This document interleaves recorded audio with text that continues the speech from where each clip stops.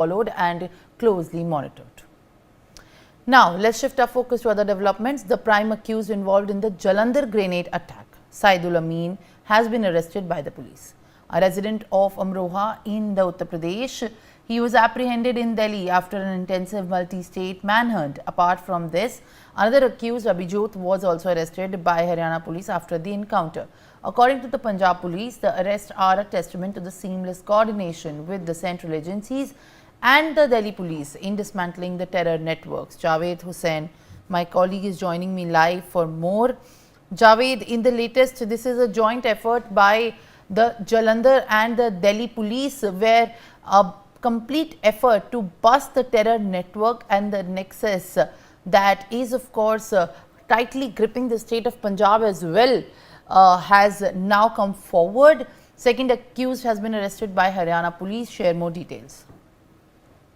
और देखिए, और पंजाब जलंधर पंजाब के जलंधर में ग्रेनेड अटैक मामले में जो अब इस पूरे मामले की जो जांच है, गृह मंत्रालय के आदेश के बाद अब इस पूरे मामले को एनआईए को सौंपा जा रहा है और जल्द ही एनआईए औपचारिक तौर पर इस पूरे जांच को टेक ओवर कर लेगा। और जानकारी के मुताबिक जो नेशनल एजेंसी टीम है एनआईए, वो इस केस में जल्द एक नया एफआईआर दर्ज करेगा। इस पूरे मामले में सैदुल अमीन नाम के एक शख्स और अभिजोत को गिरफ्तार किया गया और एजेंसी और पंजाब पुलिस का मानना है कि इसमें जल्द कुछ और गिरफ्तारी हो सकती है, क्योंकि इस पूरे ग्रेनेड हमले के पीछे जिस तरीके के से बीजेपी के पूर्व मंत्री मनोरंजन कालिया के घर पर जिस तरीके से इस पूरे ग्रेनेड अटैक को अंजाम दिया गया 7 और 8 अप्रैल की रात को, और सीसीटीवी फुटेज से ये खुलासा हुआ कि किस तरीके से ई रिक्शा में जो हमलावर है वो वहां से ग्रेनेड अटैक करके फरार हो रहे हैं।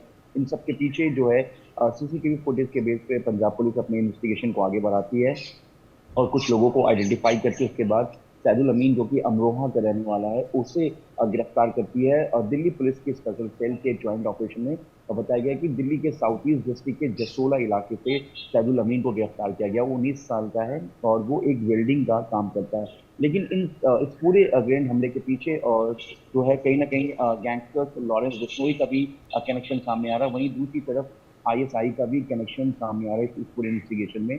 हालांकि पंजाब पुलिस का कहना है कि वो इस पूरे मामले की जांच कर रही है, क्योंकि एनआईए हालांकि शुरुआत में ही, क्योंकि ग्रेनेड हमला है, इससे आतंकी हमले से भी जोड़कर देखा जा रहा था, तो इसलिए एनआईए जो सेंट्रल एजेंसी है जो इस पूरे टेरर मॉड्यूल पर या ब्लास्ट और टेरर एंगल पर काम करती है सेंट्रल एजेंसी के तौर पर, वो इसे पैरेलल देख रही थी। लेकिन अब जिस तरीके से गृह मंत्रालय की तरफ से एक हरी झंडी मिल गई है और ये जानकारी मिल रही है कि एनआईए को ये केस अब ट्रांसफर करने का जो है गृह मंत्रालय की तरफ से ये आदेश दे दिया गया है और जल्द ही एनआईए इस पूरे केस को टेक ओवर करेगी। और इसमें आईएसआई कनेक्शन से लेकर पाकिस्तान में बैठे कुछ टेरर मॉड्यूल से जुड़े ऑर्गेनाइजेशन का भी नाम सामने आया, जिससे फिलहाल जो है जो पंजाब पुलिस है और जो देश की सेंट्रल एजेंसी इस पूरे मामले को देख रही है। लेकिन जिस तरीके से अब एनआईए इस पूरे केस को जल्द टेक ओवर करेगी, इस पूरे मामले में एक नया एफआईआर दर्ज करेगी और जिस तरीके से सैदुल अमीन का जो कनेक्शन है कहीं ना कहीं वो टेरर एंगल से भी कहीं ना कहीं कनेक्ट हो रहा है। और इसमें अभिजोत, जिसे कि पंजाब